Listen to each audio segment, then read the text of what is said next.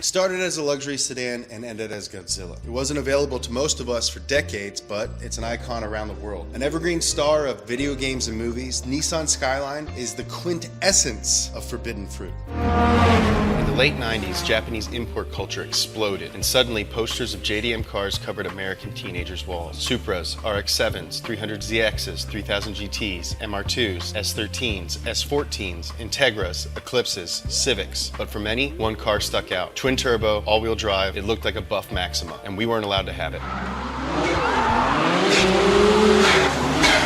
This is everything you need to know about the Nissan Skyline in less than 10 minutes.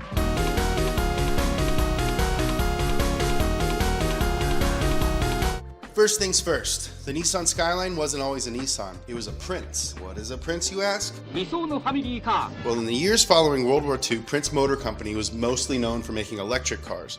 But in 1952, they moved away from electric when they asked engineer Shinichiro Sakurai, the godfather of the Skyline, to create a luxury car to rival the European and American brands of the day. Over the next decade, the Skyline would undergo a number of iterations. So with the Prince Company. 1966, Prince was acquired by Nissan. All of a sudden, Skyline was a Nissan.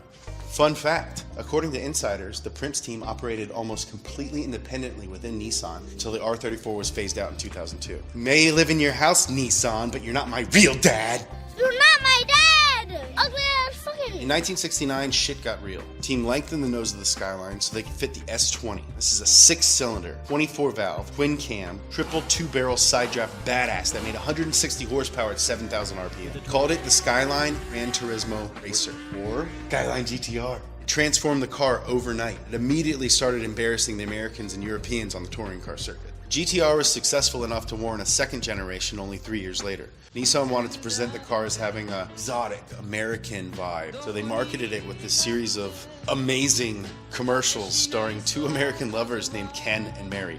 Ken, Mary. Ken, Mary. Mary, Ken. American. Huh? From then on, the second generation GTR was known as the Ken Mary. Now, this car is a legend. Bad as Unfortunately, bad as cars from the 70s ate a lot of gas, and the gas crisis happened right after the car was introduced. That made the GTR badge disappear for about a decade. The GTR may have been dead, but the Skyline soldiered on with the R30 generation. It's a good-looking car. Boxy. The R30 RSX Turbo was a mainstay in the Super Silhouette series of the 1980s. Later, the R31 GTSR was purpose-built for Group A and won a ton of touring car championships in Australia, so not sweating it. As the 80s continued, gas crisis disappeared, Japanese economy recovered, Nissan got more money, and they were finally able to focus on the GTR brand that they abandoned a decade earlier. In 1989, the Skyline R32 GTR debuted. It had a straight six, 2 turbos, all-wheel steering, and 4-wheel drive. This is the beginning of the Skyline that most of you guys know. This is the beginning of Godzilla. Fun fact. Although the R32 was listed as having 289 horsepower, it really had closer to 320. This was part of a gentleman's agreement between all the Japanese OEMs to not brag about their horsepower. Around the time that the R32 debuted, drifting started taking off, and Nissan had a Skyline for that too. The GTS-T was basically the same as the GTR, but it was rear-wheel drive, which means it's good for skids. Around the corners, licking it. The R32 kicked off the 90s, which is the golden era of Skyline. The R33 and R34 that followed only cemented the dominance of Godzilla. The changes between these 3 generations are minimal. They lightened up the front end, improved structural rigidity, moved the battery to the back, made the high-cast electric, and improved aero as well as update the cosmetics. This is the Skyline we fell in love with. This is the car that made it a legend. This is the reason for Brian O'Connor / Spillner. This is what many people picture when they hear GTR. During this time, Nissan made a number of low-volume, high-performance variants of the GTR. Nismo, Nissan's racing division, turned the R33 into the 400R, a 400-horsepower GTR.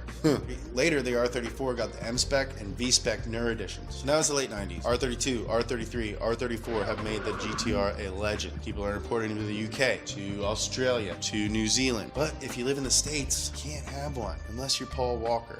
Dude, I almost had you. In 2001, Nissan updated the Skyline to the V35. No longer a straight 6, now it's a V6. And hey, we even got it in America as a naturally aspirated 2-wheel drive Infiniti.